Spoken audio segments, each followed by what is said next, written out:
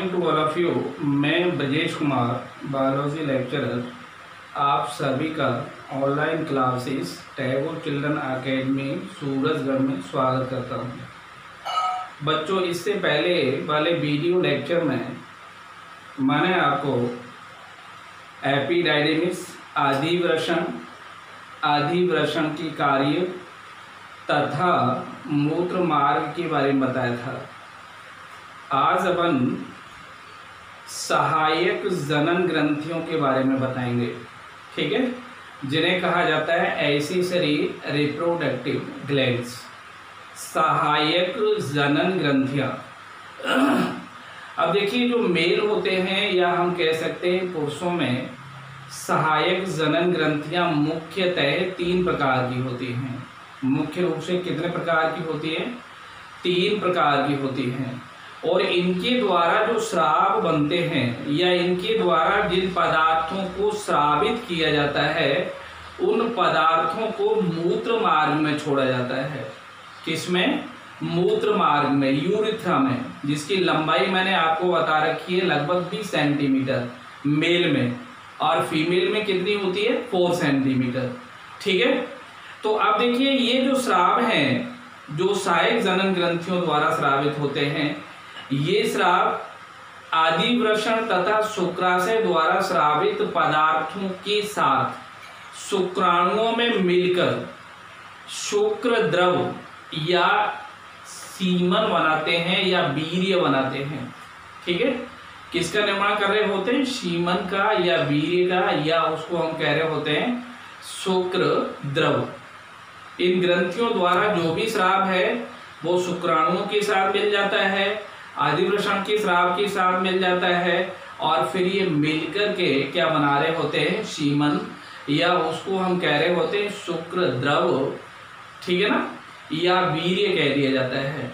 अब देखिए, ये जो सहायक जनन ग्रंथियां होती हैं ये 3 प्रकार की बताई हैं, जिनमें सबसे पहली वाली ग्रंथि का नाम है प्रोस्टेट ग्लैंड।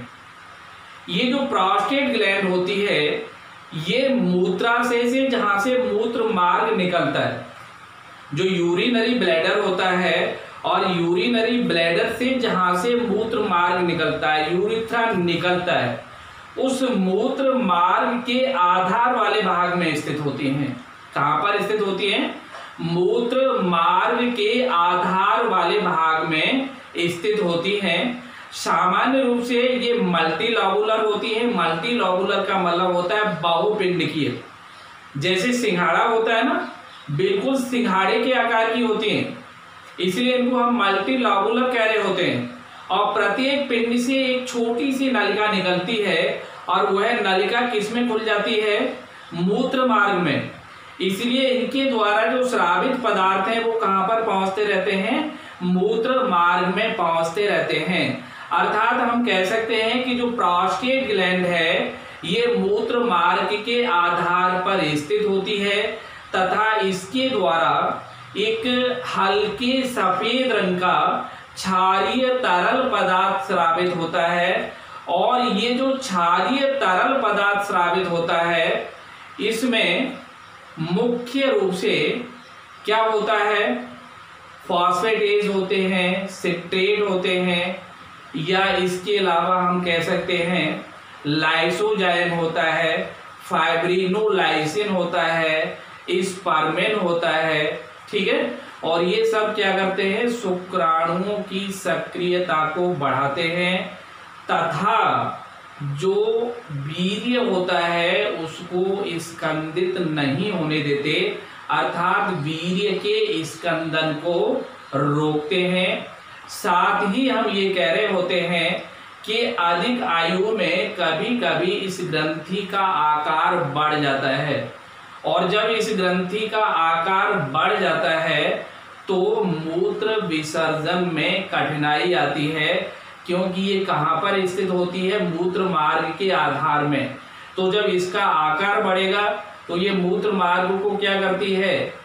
सप्रेस करती है। इस कारण से वहां से यूरिन पास आउट होने में प्रॉब्लम होने लगती है, या परेशानी होने लगती है, कठिनाई होने लगती है, दर्द होने लगता है।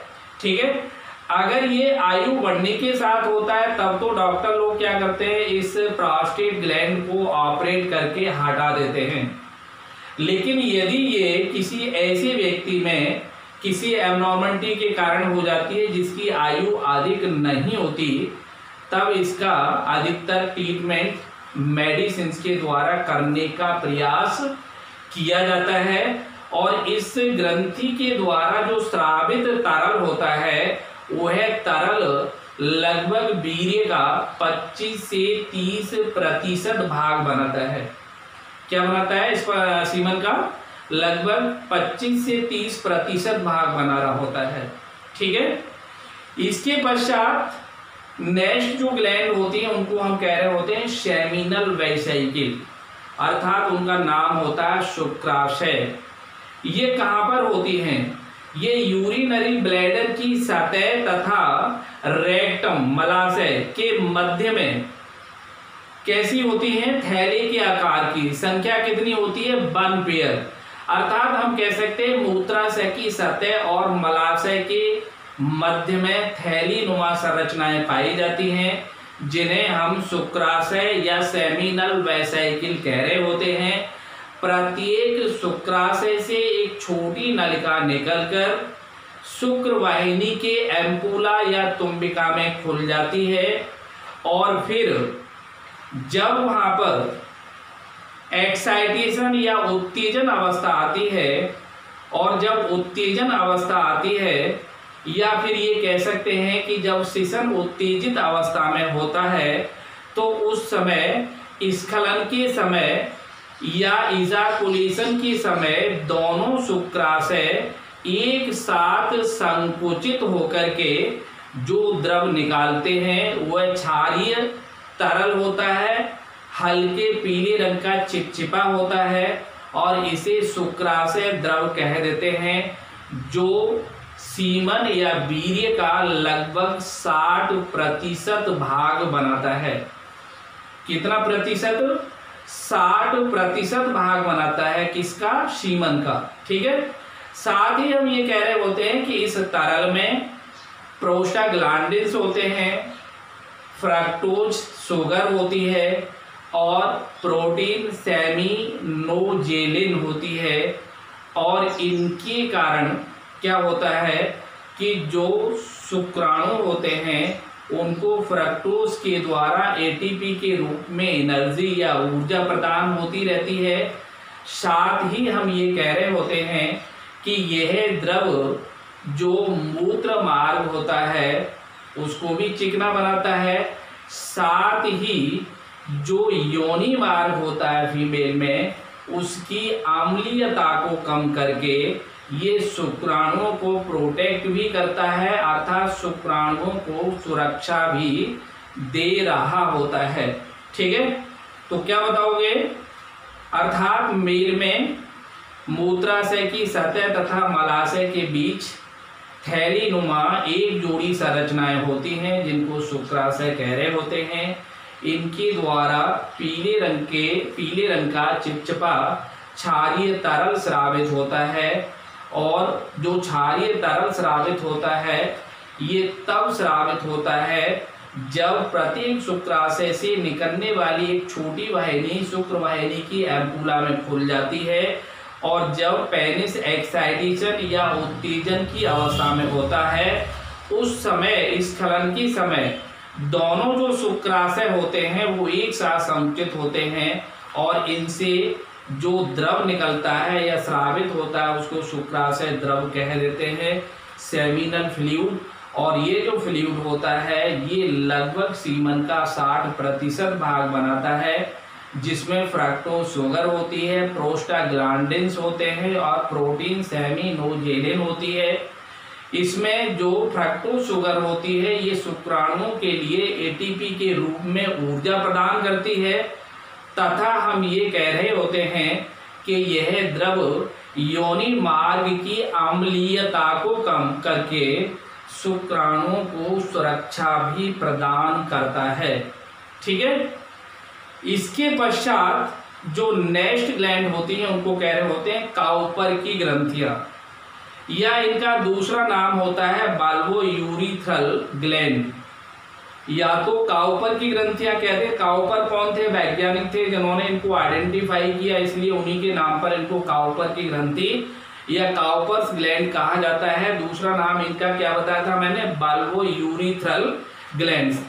ये जो ग्रंथियां होती हैं, ये ग्रंथियां प्रोस्टेट ग्लैंड के ठीक नीचे पाई जाती है। प्रोस्टेट ग्लैंड कहां पर बताया था मैंने? मूत्र मार्ग के आधार वाले भाग में।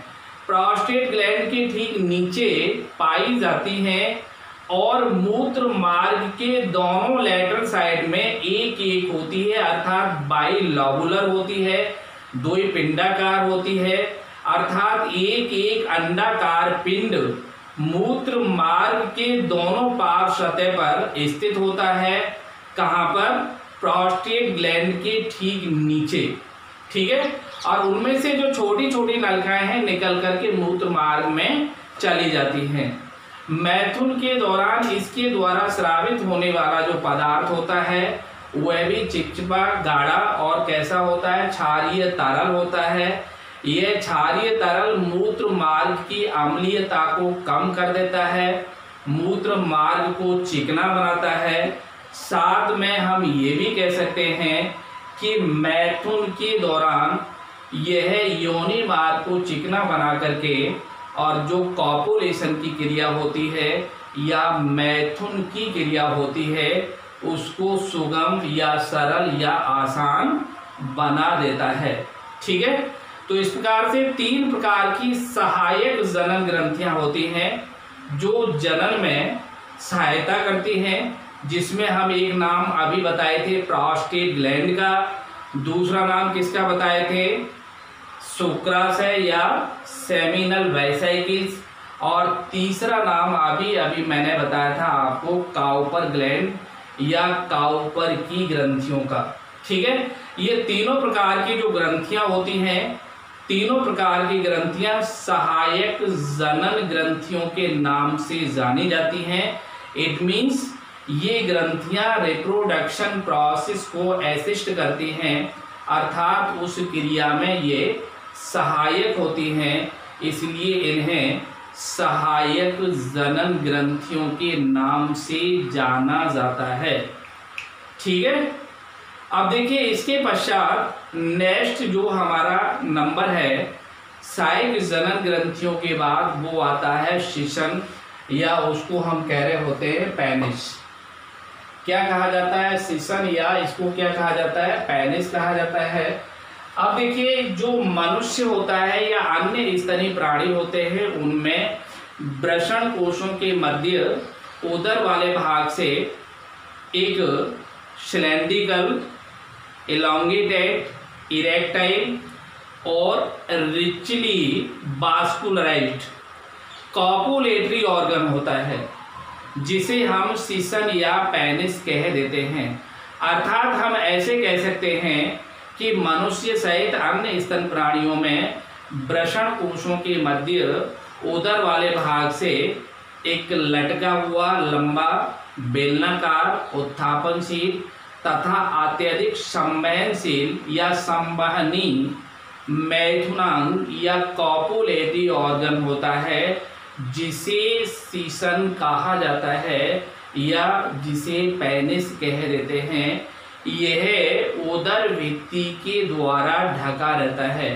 उदर भित्ति का मतलब होता है जिससे उदर बना हुआ है, उदर को बनाने वाली जो भित्ति होती है वही भित्ति क्या करती है? शिशन को भी चारों तरफ से ढके हुए रहती है, ठीक है। इसके बाद हम ये कह रहे होते हैं कि जो बॉडी ऑफ पेनिस होता है या जिसे हम शिशन काय कहते हैं, यह एक तरह से एक पेशीय तंतुमय संयोजी ऊतक से बनी हुई 3 अनुलंब डोरियों का बना होता है। 3 लॉन्गिट्यूडिनल कॉर्ड्स पाई जाती हैं और इन 3 लॉन्गिट्यूडिनल कॉर्ड्स में जो 2 कॉर्ड्स होती हैं या 2 डोरियां होती हैं, ये तो कौन से वाले भाग में होती हैं? पृष्ठ पार्श्व वाले भाग में होती हैं 2 अनुलंब डोरियां जो मोटी होती हैं, और एक डोरी कहाँ पर होती है? आधर वाले भाग में होती है, जो मूत्र मार्ग के चारों तरफ एक पतली डोरी के रूप में पाई जाती है। ठीक है, दोनों मोटी अनुलंब डोरियों को हम सीसन समूह या फिर उसको हम कह रहे होते हैं कॉर्पोरा कैवर्नोसा, और जो आधर वाले भाग में मूत्र मार्ग के चारों तरफ एक पतली डोरी के रूप में है, उसको हम मध्य में एक पतली डोरी के रूप में है, उसको हम स्पंजाब पिंड या उसको कह रहे होते हैं कॉर्पस स्पॉन्जियोसम। ठीक है ना, इसका मतलब है कितने पिंड हो गए, कितने वो क्या नाम है डोरियां हो गई, 3 डोरियां हो गई। अब देखिए होता क्या है, ये जो तीनों प्रकार की अनुलंब डोरियां होती हैं ये पूरी की पूरी लंबाई में सिसन के अंदर पड़ी होती हैं। सामान्य अवस्था में हम ये कह रहे होते हैं कि इन डोरियों के अंदर पाए जाने वाले जो रक्त कोटर होते हैं वो फिलअप नहीं होते हैं, अर्थात खाली पड़े होते हैं। उस समय सिसन के द्वारा केवल और केवल मूत्र को ही विसर्जित किया जाता है या केवल मूत्र को ही बाहर उत्सर्जित किया जाता है। साथ ही हम ये कह रहे होते हैं कि सिसन का जो शिखर वाला भाग होता है ये फूल करके मोटा और चौड़ा चिकना दिखाई देता है, जिसे ग्लांस पेनिस या सिसन मुंड कह देते हैं। और इसके ऊपर पाई जाने वाली जो पतली त्वचा होती है उस त्वचा को प्रीपियूस या सिसन मुंड छद कह दिया जाता है, जो एक तरह से मैथुन के दौरान सिसन मुंड के आधार वाले भाग में बालित हो जाती है। इसके पश्चात ये कहा जाता है कि जब सिसन उत्तेजित अवस्था में आता है ड्यूरिंग द कॉपुलेशन, उस समय सिसन की धमनियों से जो रुधिर होता है वो रक्त कोटर में चला जाता है, और रक्त कोटर में जब जाता है तो रक्त कोटर फिलअप हो जाते हैं। उस समय जो पेशियां होती हैं वो शिथिल हो जाती हैं। इसके कारण जो सिसन होता है वो एक तरह से हार्ड और एलोंगेट हो जाता है, और फिर उसको ड्यूरिंग द कॉपुलेशन जो मादा का जनन बहनी जो तंत्र है या फिर हम कह सकते हैं जो योनि होती है या वैजाइना होती है उसमें इसे अत्यधिक गहराई तक प्रवेश कराया जा सकता है, जिससे जो इजाकुलेशन होता है स्पर्म का या शुक्राणुओं का, वे शुक्राणु या स्पर्म्स आसानी से यूटेरस या गर्भाशय तक पहुंच जाते हैं, और गर्भाशय से फिर गति करते हुए कहाँ पर चले जाते हैं, जिन्हें हम कह रहे होते हैं निषेचन नलिकाएं या फिर अंडवाहिनी कह देते हैं, जहाँ पर पहले से ही ओवा या अंडाणु उपस्थित रहता है। और इस प्रकार उन फैलोपियन ट्यूब्स के अंदर या उन निषेचन नलिकाओं के अंदर कौन सी क्रिया हो जाती है after completion of copulation, fertilization, जिसको हम क्या नाम दे रहे होते हैं निषेचन कह देते हैं। ठीक है, तो इस प्रकार से ये सारा का सारा पार्ट अपन पूरा एक्सप्लेन कर सकते हैं। अब देखिए यहाँ पर मैंने इसको नोट किया हुआ है, इसमें सबसे पहले देखो लिखा हुआ है एक्सेसरी रिप्रोडक्टिव ग्लैंड्स। अभी अभी मैंने बताया था सहायक जनन ग्रंथियां, क्या बता रहे थे, सहायक जनन ग्रंथियां। अब देखिए इसमें मैंने आपको बताया कि मुख्य रूप से मेल या फिर आप क्या कह सकते हैं पुरुषों में कितने प्रकार की होती है, ये 3 प्रकार की सहायक जनन ग्रंथियां पाई जाती हैं। ठीक है, क्या कह रहे होते हैं इनको, सहायक जनन ग्रंथियां या सहायक ग्रंथियां, जो अपने स्राव कहां पर छोड़ रही होती है, मूत्र मार्ग में, यूरिथ्रा में, जिसकी लंबाई लगभग कितनी होती है, 20 सेंटीमीटर होती है। ठीक है, ये स्राव आदि वृषण जिसको हम एपिडाइडिमिस कह रहे होते हैं, दूसरा शुक्राशय से स्रावित पदार्थों के साथ शुक्राणुओं में मिलकर शुक्र द्रव या वीर्य बनाते हैं। ठीक है, इसको हम सीमन कह रहे होते हैं। इसके बाद हम कह रहे होते हैं कि ये जो सहायक जनन ग्रंथियां होती हैं ये निम्न प्रकार की हो सकती हैं, जिसमें पहला नाम दिया है प्रोस्टेट ग्लैंड का। मैंने आपको बताया था कि ये जो प्रोस्टेट ग्लैंड है ये ग्रंथि मूत्र मार्ग के आधार पर स्थित होती है। कहाँ पर स्थित होती है? मूत्र मार्ग के आधार पर स्थित होती है। इस ग्रंथि के द्वारा हल्के सफेद क्षारीय तरल को स्रावित किया जाता है, जो वीर्य या सीमन का 25 से 30% भाग बनाता है। इस तरल में फॉस्फेटेस, सिट्रेट, लाइसोजाइम, फाइब्रिनोलाइसिन, स्पर्मिन होते हैं। ये शुक्राणुओं को सक्रिय बनाता है तरल, और साथ में जो वीर्य होता है उसके स्कंदन को या कोगुलेशन को रोकता है। ठीक है, वीर्य का या सीमन का ये कोगुलेशन या स्कंदन नहीं होने देता है। इसके साथ साथ मैंने बोला था कि अधिक आयु में जो प्रोस्टेट ग्रंथि होती है इसका आकार बढ़ जाता है, और इस कारण से मूत्र विसर्जन में कठिनाई आती है। ठीक है, डॉक्टर लोग क्या करते हैं, इसको ऑपरेशन या शल्य क्रिया के द्वारा बाहर निकाल देते हैं अत्यधिक आयु वाले लोगों में। लेकिन अगर आयु कम है तो वो इसको शल्य क्रिया द्वारा बाहर निकालने की बजाय ट्रीट करने का प्रयास करते हैं। और अगर ये किसी भी तरह से ट्रीट नहीं होती है, सही नहीं हो पाती है, तो फिर वहाँ पर भी इसका केवल एक ही अल्टरनेट रह जाता है कि इसको हटाना ही हटाना पड़ता है। ठीक है, क्योंकि प्रोस्टेट ग्लैंड में अधिकतर एक बड़ी खतरनाक या घातक बीमारी हो जाती है, और उसका नाम होता है प्रोस्टेट कैंसर, अर्थात प्रोस्टेट ग्लैंड का कैंसर। ठीक है, इस कारण से इसको थोड़ा सा डॉक्टर बहुत प्रिकॉशंस के आधार पर इसको देखते हैं। अगर अधिक आयु है तो फिर इसको ट्रीट करने के बजाय शल्य क्रिया के द्वारा बाहर निकाल दिया जाता है। ठीक है, इसके पश्चात दूसरा मैंने नाम लिया था शुक्राशय, जहां पर अस्थायी रूप से सीक्रेशन चलते रहते हैं, जिसको हम कह रहे होते हैं सेमिनल वेसाइकिल।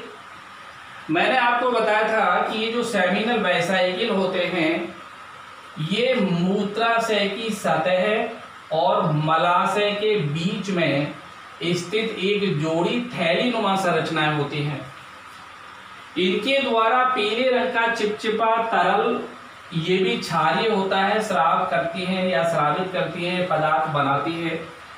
प्रत्येक शुक्राशय से एक छोटी नलिका निकलती है, और ये नलिका निकल करके जो शुक्र वाहिनी होती है उसकी तुम्बिका में खुल जाती है।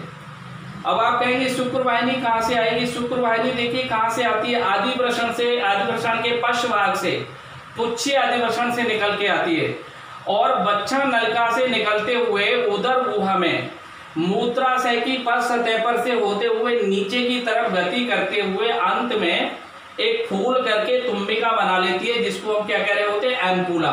और इसी एम्पूला में शुक्राशय से आकर एक छोटी नलिका खुल जाती है, तब वह क्या बन जाता है? स्खलन वाहिनी, इजाकुलेटरी डक्ट। ठीक है ना। अब देखिए शिशन की उत्तेजित अवस्था में इस स्खलन के समय दोनों शुक्राशय एक साथ संकुचित होकर के स्राव निकालते हैं। यह स्राव वीर्य का लगभग कितने प्रतिशत भाग बना रहा होता है? 60% भाग बनाता है। इसमें फ्रक्टोज शुगर होती है, प्रोस्टाग्लैंडिन्स होते हैं, प्रोटीन सेमिनोजेलिन होती है। फ्रक्टोज शुक्राणुओं को क्या करता है? एटीपी के रूप में ऊर्जा प्रदान करता है। ठीक है ना। जो फ्रक्टोज शुगर है ये क्या करता है? शुक्राणुओं को एटीपी के रूप में ऊर्जा प्रदान करता है। साथ ही हम ये कह रहे होते हैं कि ये तरल क्षारीय प्रकृति के होने के कारण जो योनि मार्ग होता है उसकी अम्लीयता को समाप्त करके शुक्राणुओं को सुरक्षा प्रदान करता है। किसको? शुक्राणुओं को। ठीक है ना। इसके पश्चात आती है काउपर की ग्रंथियां। मैंने आपको अभी अभी बताया था कि प्रोस्टेट ग्रंथि के ठीक नीचे मूत्र मार्ग के दोनों पार्श्व भाग में एक एक अंडाकार ग्रंथि के रूप में काउपर की ग्रंथियां पाई जाती हैं। अर्थात ये कैसी होती है, इट इज बाइलोबुलर, द्विपिंडकीय।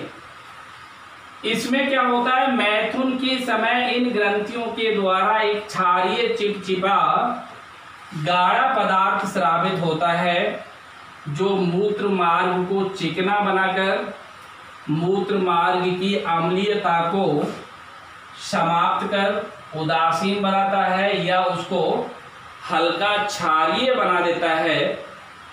यह तरल मादा की योनि को चिकना कर मैथुन क्रिया को आसान या सुगम बनाता है, अर्थात इंटरकोर्स को भी क्या करता है, सरल बना देता है। ठीक है, अब देखिए इसके पश्चात आता है पेनिस या शिशन। मैंने आपको बताया था मनुष्य या अन्य स्तनियों में वृषण कोश, जिनको स्क्रोटन सेस कह रहे होते हैं, के बीच में उदर से लटका हुआ एक लंबा बेलनाकार उत्थापनशील इलोंगेटेड सिलेंड्रिकल एंड इरेक्टाइल, ठीक है, एवं रिचली बास्कुलाराइज्ड मैथुनांग पाया जाता है, कॉपुलेटरी ऑर्गन, जिसे क्या कहते हैं, शिशन, या जो शिशन कहलाता है, पेनिस कहलाता है। ठीक है, यह महीन उदर भित्ति द्वारा ढका रहता है। जो उदर की भित्ति होती है वही इसको चारों तरफ से कवर्ड किए रहती है या ढके रहती है।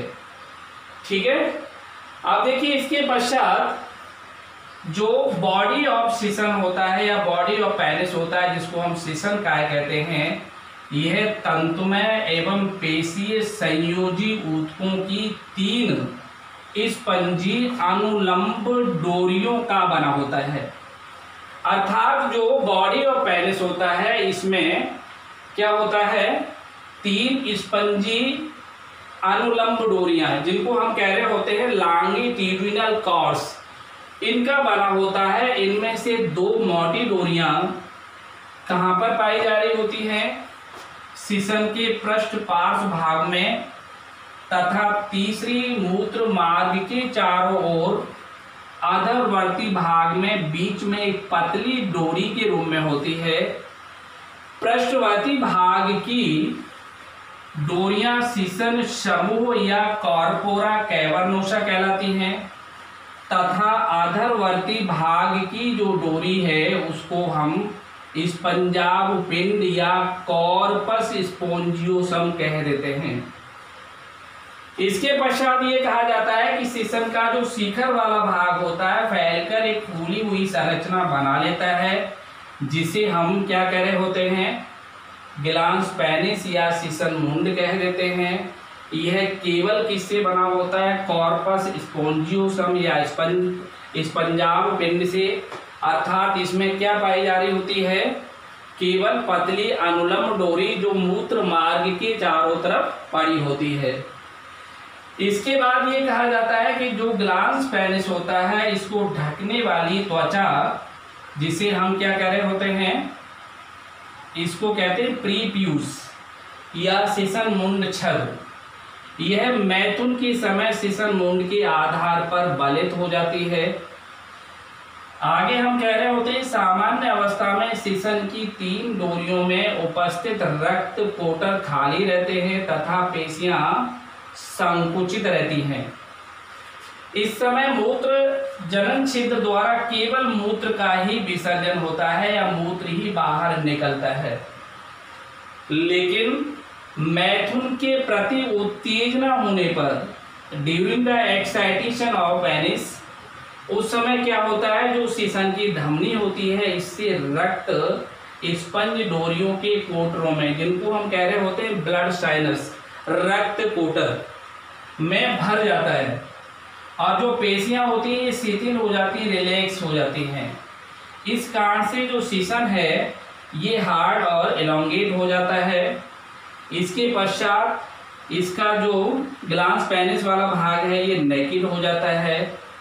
इसके साथ साथ शिशन का जो इरेक्शन है ये रुधिर परिसंचरण तंत्र पर निर्भर करता है। जो शिशन की उत्थापनशील अवस्था होती है it is completely depend on blood circulation, ठीक है, किस पर, रुधिर परिसंचरण पर। दूसरा ये बोला जाता है कि शिशन जो मैथुन के समय उत्तेजित अवस्था में योनि में ये डीपली इंजेक्ट करता है, और साथ में हम ये कह रहे होते हैं कि जिससे क्या होता है कि जो मैथुन के समय इजाकुलेशन होता है स्पर्म्स का, ये स्पर्म्स यूटेरस में आसानी से पहुंच जाते हैं। अगर ये यूटेरस में नहीं पहुंचे और वहां पर कॉपुलेशन हो जाए तब भी फर्टिलाइजेशन की संभावना नहीं होती है, इसलिए इनको गर्भाशय में पहुंचना आवश्यक होता है, और गर्भाशय से फिर ये फैलोपियन ट्यूब में मूव कर जाते हैं जहाँ पहले से ओवम होती है, और तब जाकर के फर्टिलाइजेशन प्रोसेस वहाँ पर कंप्लीट हो जाता है। ठीक है, ओके।